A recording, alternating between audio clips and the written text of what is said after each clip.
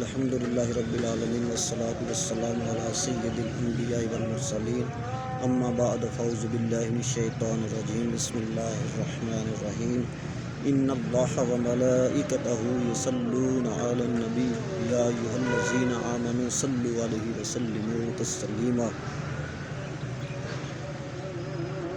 حضرات گرامی، کل نفس ذائقۃ الموت، ہر نفس نے موت کا ذائقہ چکھنا ہے۔ اللہ تبارک و تعالی دے جو پیارے تو پیارے ہوئے انہوں نے بھی موت کا ذائقہ چکھنا پیا، لیکن گل قابل غور ہے کہ جس بندے نو قبر یاد ہوگے وہ نہ کسے تے ظلم کرے گا، نہ ہی کسی دا مال غصب کرے گا، اور نہ ہی کسی تے زیادتی کرے گا۔ اگر کسی نو قبر یاد ہووے تے اگر قبر یاد ہووے نہ ہووے لیکن قبر دے اندر تو جانا ہی پینا۔ قبر انسان تو یاد کر پاویں نہ کر، لیکن تینوں قبر دے اندر جانا ہی پینا ہے۔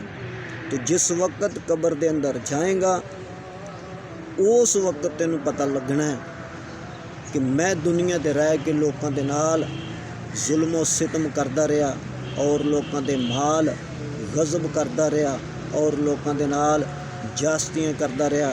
تو حضرات گرامی، آپس دے اندر اخلاق پیدا کرو، آپس کے اندر محبت پیدا کرو، اور خدا دے خوف کولوں ڈرو، اور قبر کو یاد کرو۔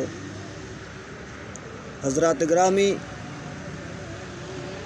حضور نبی کریم صلی اللہ تعالی علیہ وآلہ وسلم دی حدیث مبارکہ ہے کہ جو بندہ جمعرات اور جمعے دے دن اپنی والدہ یا والد دے قبر تے آن کے ایصال ثواب کردا ہے اور دعائے خیر کردا ہے،